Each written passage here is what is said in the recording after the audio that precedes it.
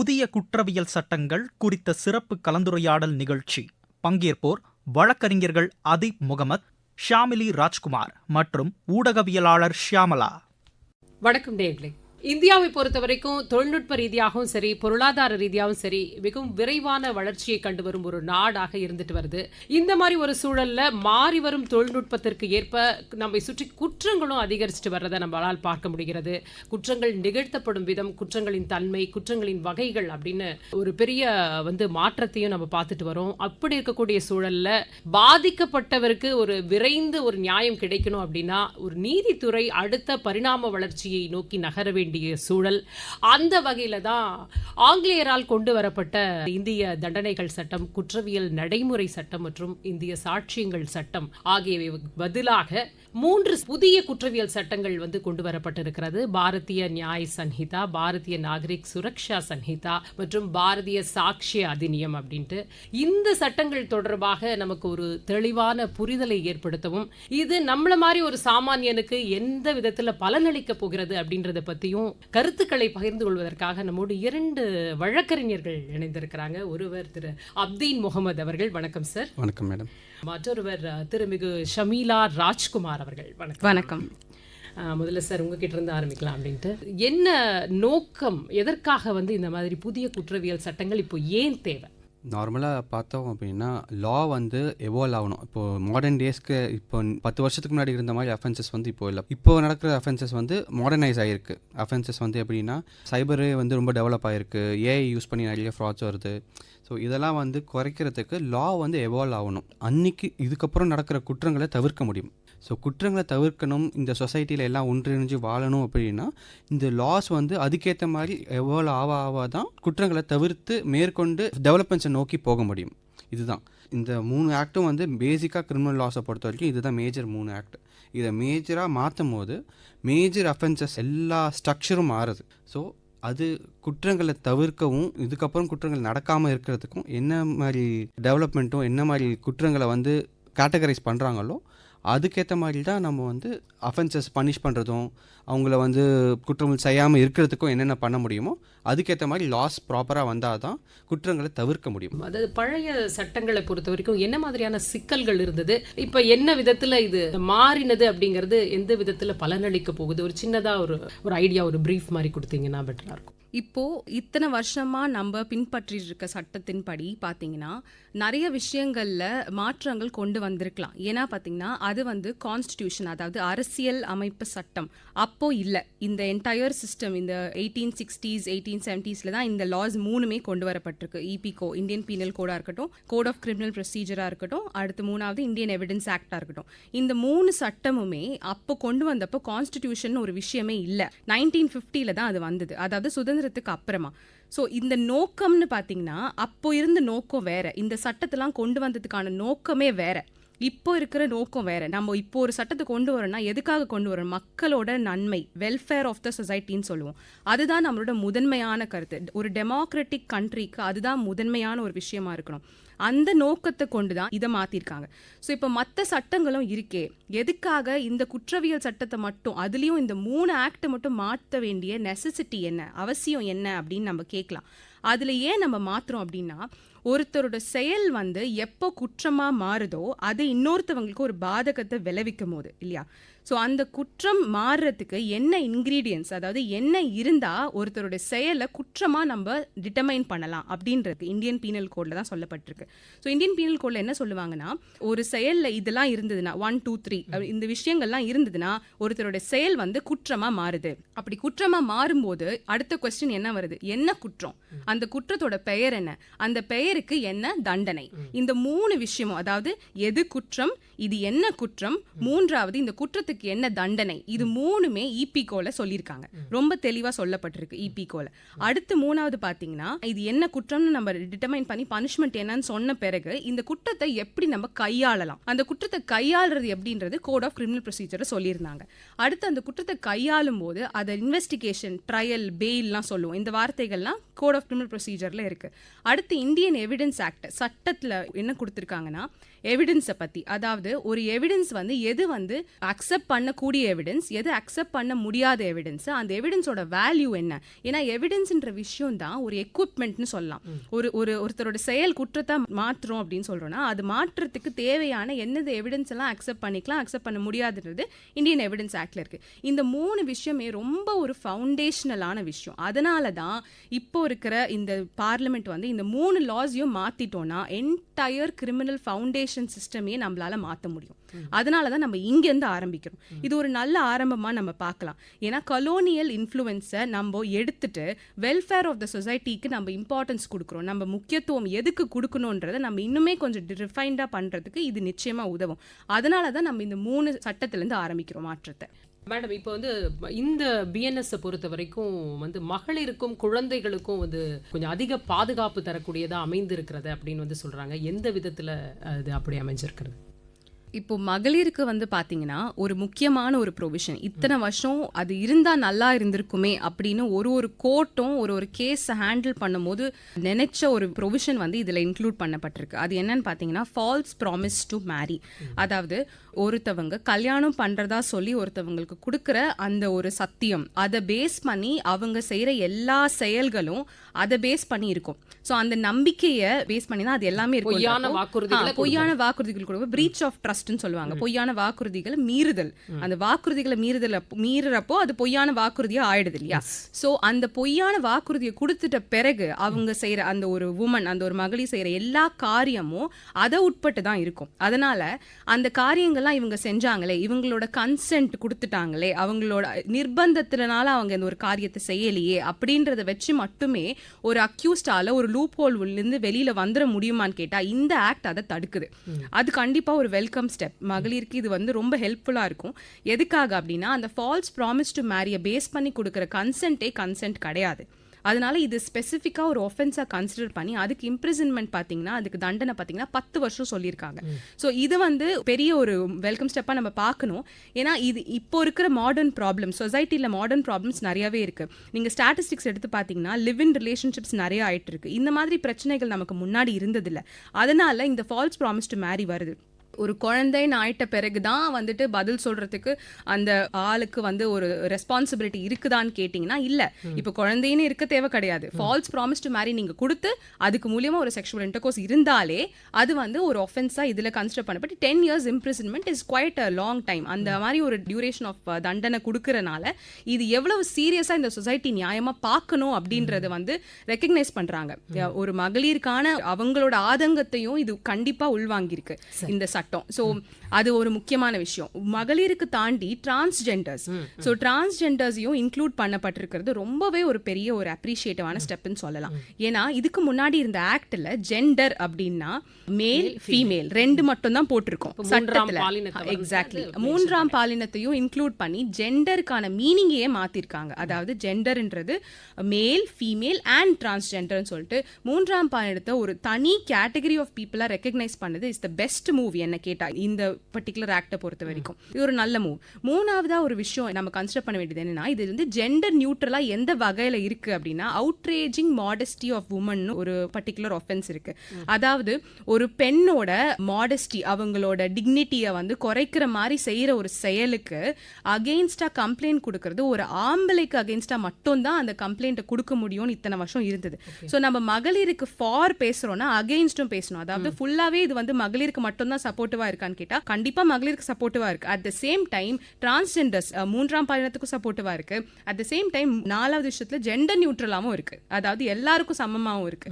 என்ன சொல்றாங்கன்னா அவுட்ரேஜிங் modesty of woman கடையில ஆம்பளைக்கு மட்டும் தான் அகேன்ஸ்டா கம்ப்ளைண்ட் கொடுக்க முடியுமான்னு இருந்த இத்தனை வருஷம் இருந்த ஆக்ட் இப்போ ஒரு லேடிக்கு அகேன்ஸ்டாவும் நீங்க கம்ப்ளைண்ட் கொடுக்கலாம். யார் பாதிக்கப்பட்டாலும் அதை செஞ்ச பெர்பெட்ரேட்டர்ஸ் ஆங்கிள்னு சொல்லுவாங்க. ஓகே, ஆங்கிலத்துல பெர்பெட்ரேட்டர்ஸ் ஆங்கிள்னா ஒரு குற்றத்தை செஞ்சவங்களோட ஆங்கிள் இருந்து வந்து ஜெண்டர் நியூட்ரல் ஆக்கியிருக்காங்க. அதாவது ஒரு குற்றத்தை செஞ்சது ஆம்பளையா இருந்தாலும் சரி, பொம்பளையா இருந்தாலும் சரி, யாரா இருந்தாலும் சரி, அவங்களுக்கு அகேன்ஸ்டா நீங்க கம்ப்ளைண்ட் கொடுக்கலான்றது ஒரு நல்ல ஒரு வெல்கம் ஸ்டெப். ஸோ நமக்கு மகளிருக்கும் ஒரு விஷயம் இருக்கு, 3ஆம் பாலினத்துக்கும் ஒரு விஷயம் இருக்கு, எல்லாருக்கும் நியூட்ரலாவும் ஒரு ஸ்டெப் எடுத்து வச்சிருக்காங்க. ஸோ இதெல்லாம் நம்ம ஒரு ப்ரோக்ரெசிவான சொசைட்டி, ஒரு முன்னேற்றத்துக்கு ரீதியா டெமோக்ராட்டிக்கா போற ஒரு சொசைட்டிக்கான ஒரு பாதைகள் எடுத்து வச்சிருக்கிறது சின்ன சின்ன ஸ்டெப்பா இருந்தாலுமே அதுவும் ஒரு முக்கியமான ஸ்டெப் தான். என்ன கேட்டா அந்த டைரக்ஷன்ல ஒரு முக்கியமான ஸ்டெப் தான். இந்த பாலியல் வன்புணர்வு கும்பலா சேர்ந்து அதுக்கெல்லாம் இதுல என்ன சேஞ்சஸ் இருக்கா, இல்ல அது புதுசா கொண்டு வருது, அதுல என்ன மாற்றம் நிகழ்ந்திருக்கிறது? இதான் ஒரு புதிய ஒஃபென்ஸை கொண்டு வந்திருக்காங்க, ஒரு புதிய குற்றம். அது என்னதுன்னா gang rape against woman under the age of 18. அதாவது 18 வயசுக்கு உட்பட்ட ஒரு மகளிரோட அவங்களுக்கு நடந்த ஒரு கேங் ரேப் கும்பலா. அது கேங் ரேப் ரொம்ப இம்பார்ட்டன்டான ஒரு ஒஃபென்ஸ். இதுக்கு முன்னாடி கேங் ரேப் ஒரு ஒஃபென்ஸா இருந்தே தவிர gang rape against woman under the age of 18 இல்ல. ஏன்னா நமக்கு அப்போ அதை ஃபோர்ஸி பண்ணல, அதாவது முன்னாடி ப்ரிடிக்ட் பண்ணல.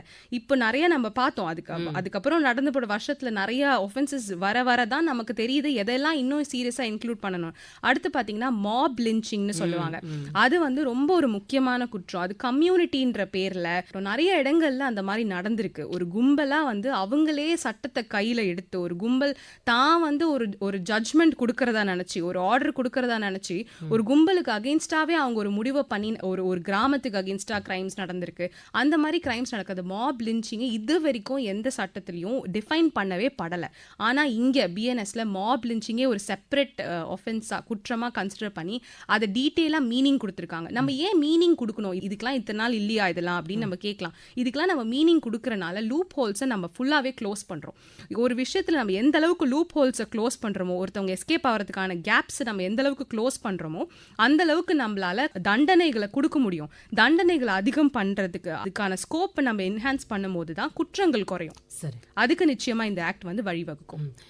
சார், அதே நேரத்தில் சில தண்டனைகள் அவருடைய காலம் அதிகப்படுத்தப்பட்டிருக்கு அப்படின்ற ஒரு விஷயம் சொல்றாங்க.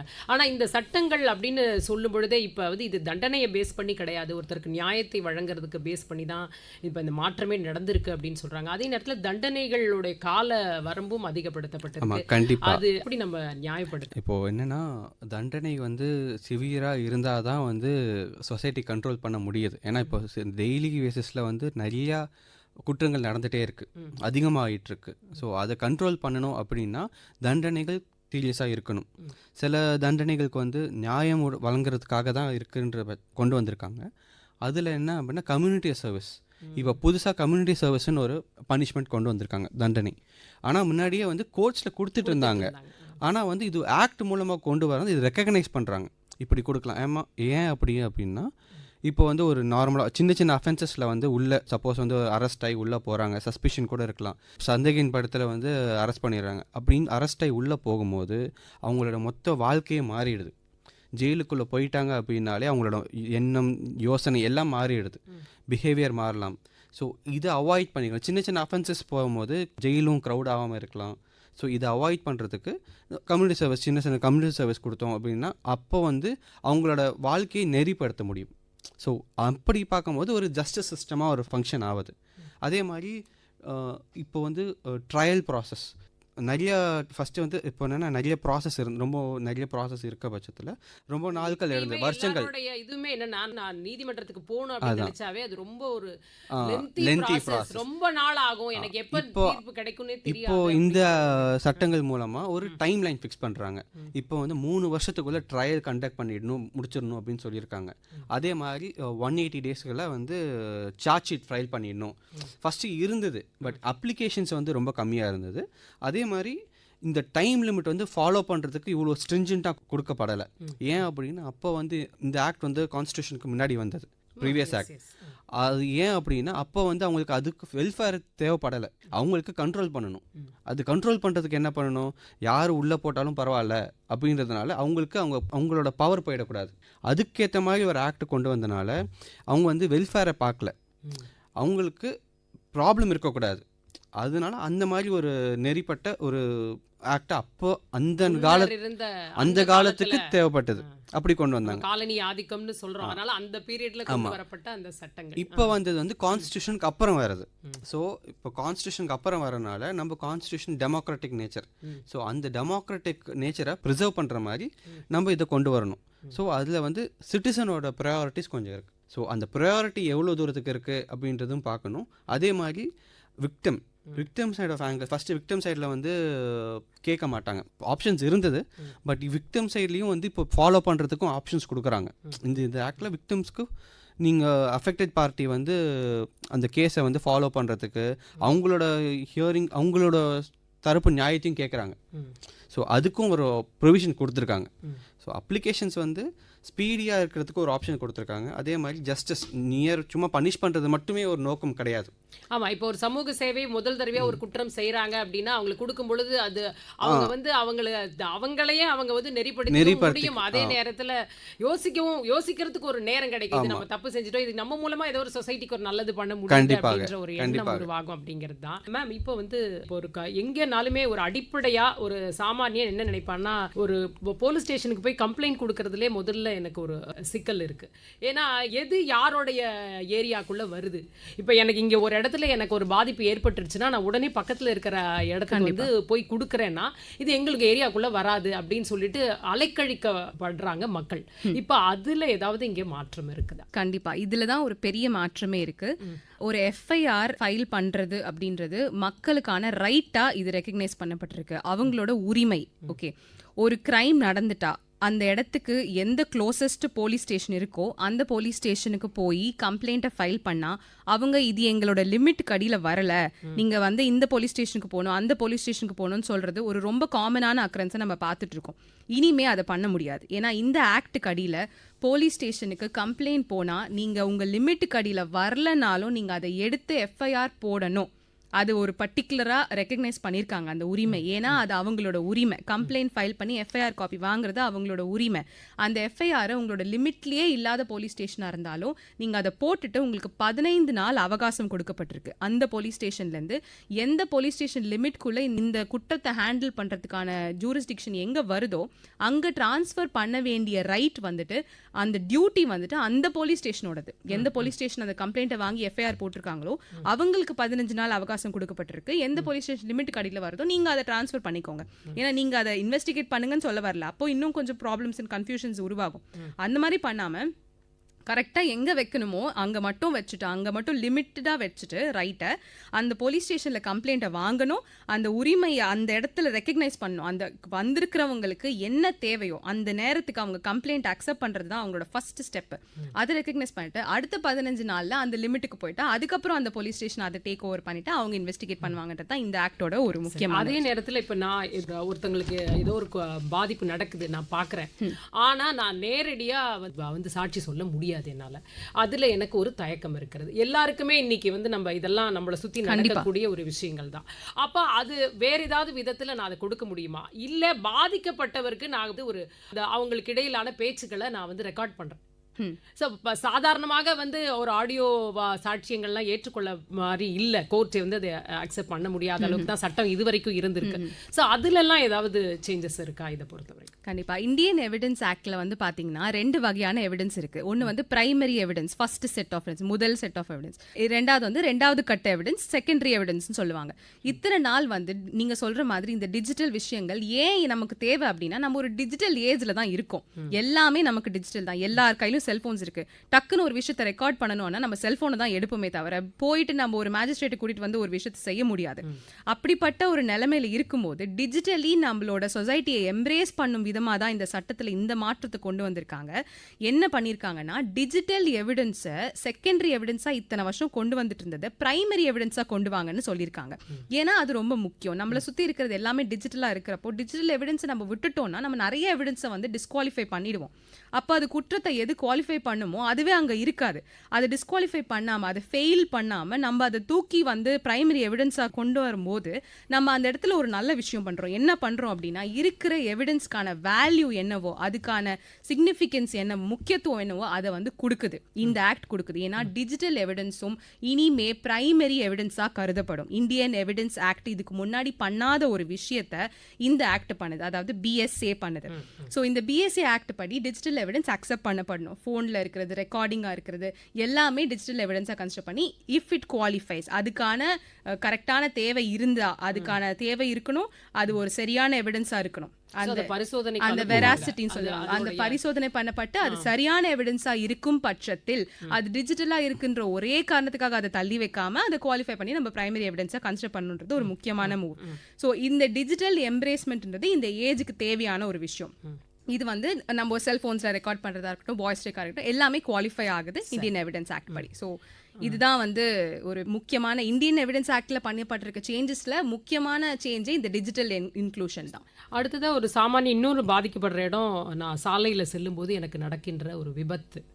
யார் வேணா என்னை இப்போ அடிச்சுட்டு அவங்க போயிட்டே இருக்கலாம். எனக்கு அதுக்கப்புறமா வந்து எப்படியுமே எனக்கு அதுக்கான இது யார் பண்ணாங்க என்ன ஏது எப்படின்ற ஒரு விஷயமே நம்ம அதுக்கப்புறமா பார்த்து தெரிஞ்சு நான் போய் கொடுக்கறது. அதில் அவங்களுக்கெல்லாம் இப்போ பனிஷபிள் ஆக்டுக்குள்ளே அது வருதா, அது தண்டனைக்குரிய குற்றமா, அதை பற்றியும் கொஞ்சம் சொல்லுங்கள். அதே நேரத்தில் இன்னொன்று நகை பறிப்பு இப்போ இன்னைக்கு ரொம்ப சர்வசாதாரணமாக நம்மளை சுற்றி நடக்கிற ஒரு விஷயம்.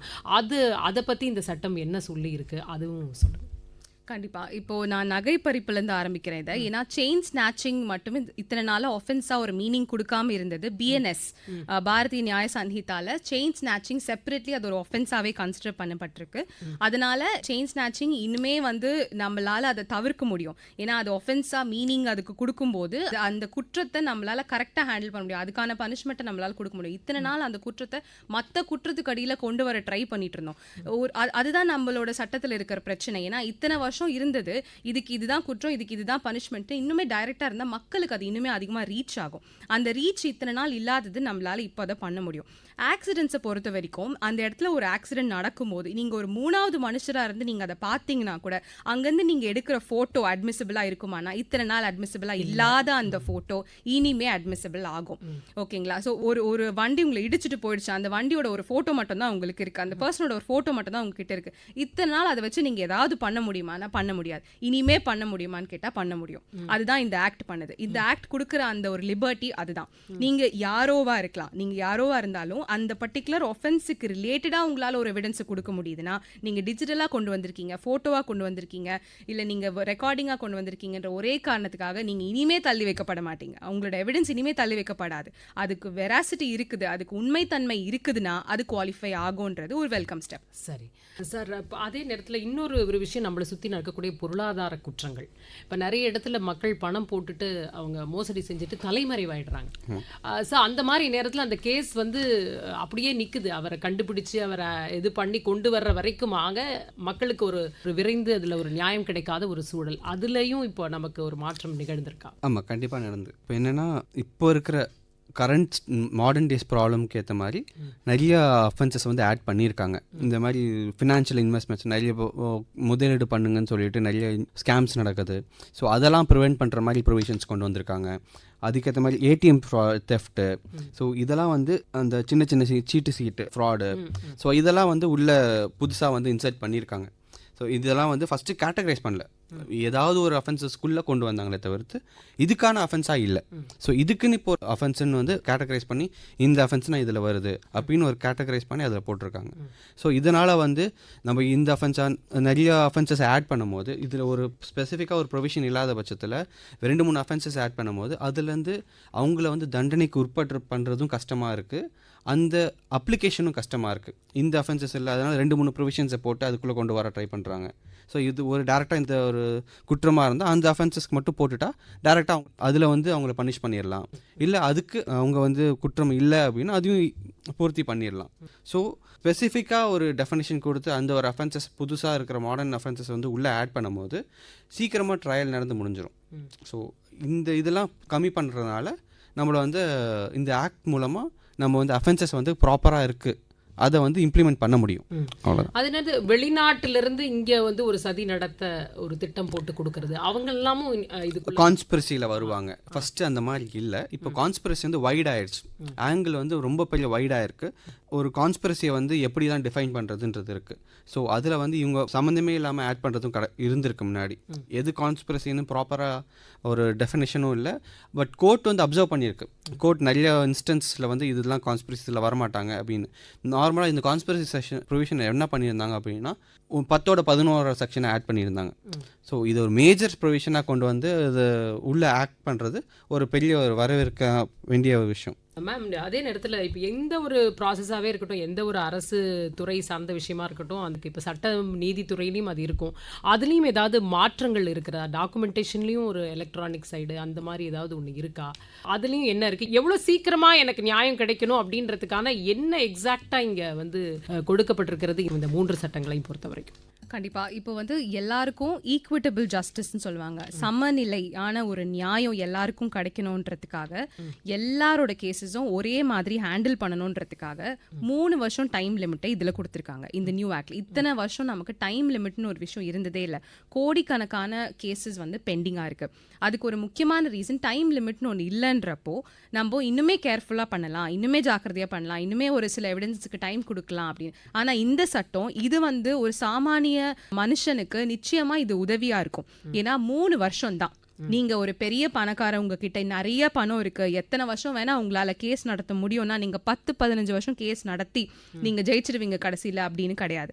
நீங்க ஒரு ஏழை ஒரு பர்சனா இருக்கீங்க, உங்களால அவ்வளோ அஃபோர்ட் பண்ண முடியாது. லீகல் சிஸ்டம்க்கு தேவையான அதுக்கான செலவுகள், போயிட்டு வர செலவுகள், கோர்ட்டுக்கு வந்து அட்டென்ட் பண்ற செலவுகள், இதெல்லாம் பண்ண முடியாது என்னால எத்தனை வருஷம் கேஸ் நடத்த முடியும் அப்படின்னு நம்ம நிறைய பேர் சொல்லி கேட்டிருக்கோம். ஆனா இப்போ ஒரு சாமானியனா இருக்கலாம், ஒரு பணக்காரனா இருக்கலாம், நீங்க யாரா இருந்தாலும் நீங்க ஃபைல் பண்ற கேஸ்க்கான டைம் லிமிட் 3 years, 3 வருஷம்.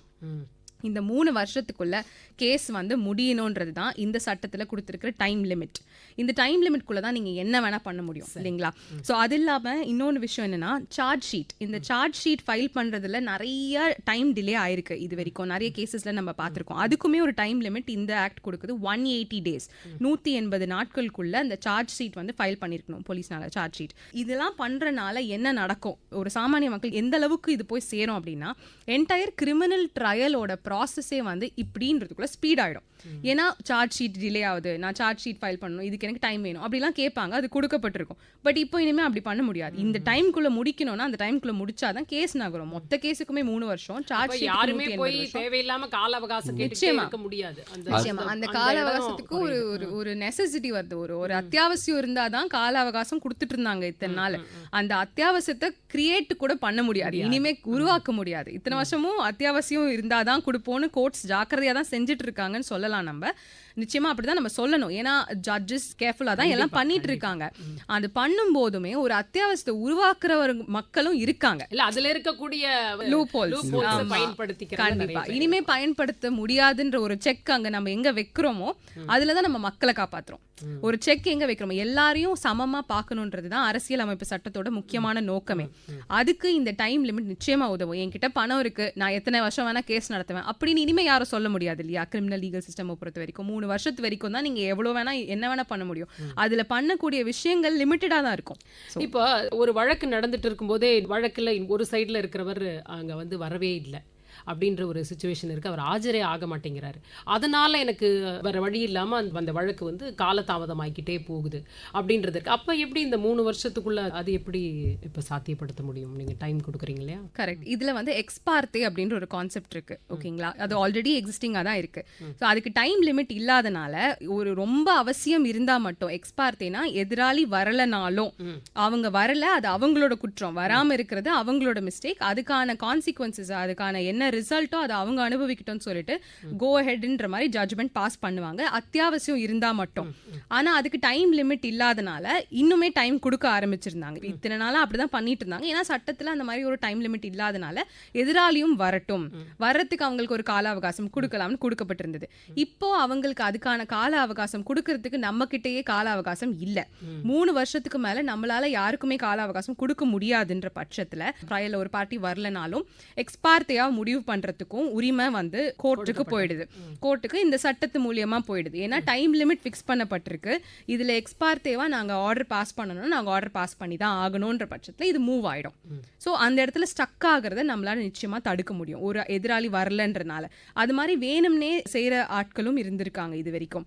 ஒரு விஷயத்தை வேணும்னே அட்டென்ட் பண்ணாம டிலே பண்றது. ஸோ டிலே பண்றதுக்கு என்னென்னலாம் யூஸ் பண்ணிட்டு இருந்தாங்களோ அதெல்லாம் நம்ம ஐடென்டிஃபை பண்றதுக்கு நமக்கு இத்தனை வருஷம் தேவைப்பட்டிருக்கு. நம்ம கரெக்டா அது எல்லாத்தையும் வந்து ஐடென்டிஃபை பண்ணி ரெக்கக்னைஸ் பண்ணி இந்த ஆக்ட் மூலமா நம்ம ரெக்டிஃபை பண்ணியிருக்கோம். இந்த ஆக்ட் சரியா செயல்படணும் அப்படின்னா இன்னுமே நிறைய விஷயங்களை டிஜிட்டலைஸ் பண்ணலாம், நிறைய டிஜிட்டல் இன்வெஸ்ட்மெண்ட்ஸ் பண்ணி எல்லா மிஷினரியுமே இன்னுமே அட்வான்ஸ் பண்ணலான்றது என்னோட கருத்து. ஏன்னா நம்ம சட்டங்கள் வச்சிருக்கோம், அதை இம்ப்ளிமெண்ட் பண்ணும்போது அதுவுமே வந்து நாட்டுக்கு ஒரு நல்ல ஒரு காரியங்களை அது செய்யும் போது நம்ம பார்க்குற ரிசல்ட் இன்னுமே பெட்டரா இருக்கும்ன்றது என்னோட கருத்து.